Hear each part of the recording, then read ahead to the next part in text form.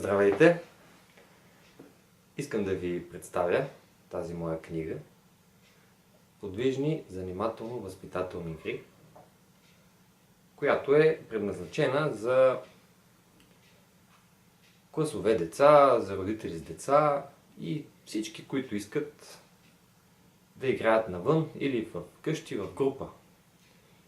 Игрите са много интересни за всички, които обичат да играят с други, не сами, защото те са предназначени за групи, по няколко, от 2 и нагоре деца.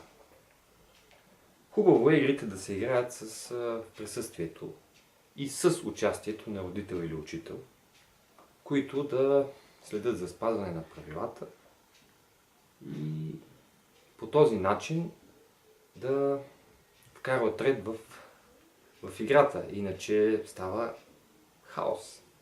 Без човек, който да следи за правилата, добра игра не може да има. Затова препоръчвам на всички, които искат да играят тези игри, да намерят или да изберат един от тях, който да следи за правилата на играта. Тоест, прочита, отваря книжката, избират си игра, прочитат я и избират един, който да бъде нещо като учител или съдия. Ако няма учител, разбира се, в групата.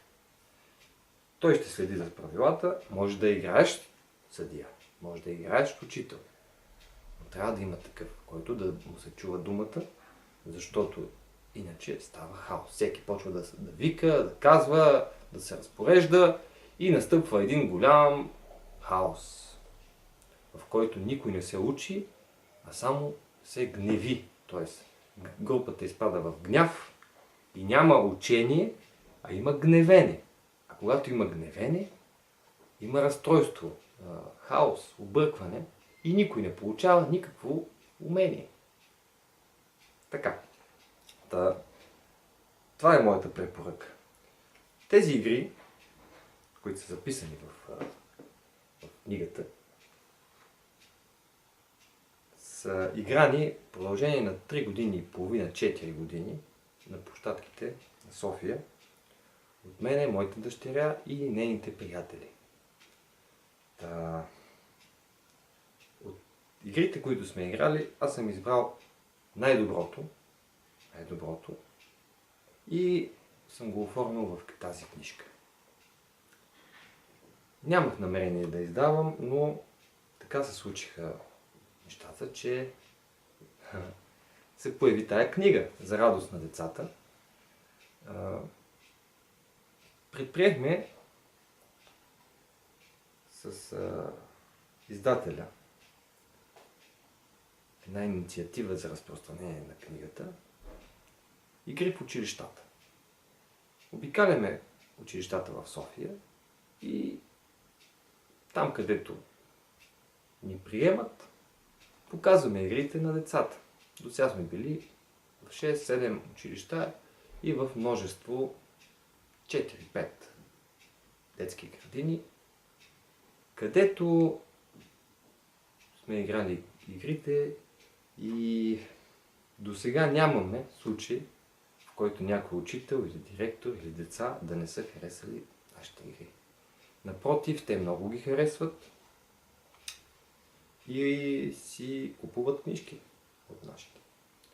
Имаме книжки, които са с гатанки и тази книга, която е с подвижните игри. Сега, за книжката с гатанките ще разкажа на друго място. Сега случай е за тази книга. В книгата може да се намерят игри с въже, с обръч, с топка, игри на дама, игри с самолети, игри с парцалчета дори, игри без да са нужни някакви специални, скъпи уреди или условия, в които да се провеждат игрите. Това е предимството на тези игри, че всеки един родител или учител, който желае да играе с детето си, да може да вземе пример от тези игри и бързо и лесно да започне играта. Бързо и лесно. И евтино. Защо трябва да има скъпи уреди и инструменти? Един ластик е достатъчен. Едно въже, малко шишарки. Дори шишетата от минерална вода, малките, служат за играчка. Въпросът е да има желание за работа и игра в група, в която всички получават уроци и се получават. Както родителите, така и децата. Защото една много стара пословица казва, че половината учение е за учителя. Тоест, който учи, половината учение е за него. Другата половина е за ученика. Така че препоръчвам на всички родители, които искат да учат децата си, а и себе си, да се захванат с игри. Не казвам с тези игри, а с игри, да организират игри. Може и на федербал, може и на топка някаква, каквото и да е. Трябва да се играе с децата. Не само да се играе, хубаво, разбира се, и с полезен труд някакъв. При готвенето, в шиене, подреждане, в чистене, дори при ремонтни работи за момчетата, да се вземе участие от тях. Защото личният пример на родителя е най-добрият учител. Така, пожелавам ви успех с игрите и с учението.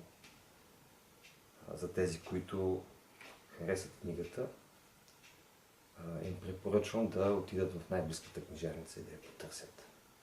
Всичко най-хубаво. Бъдете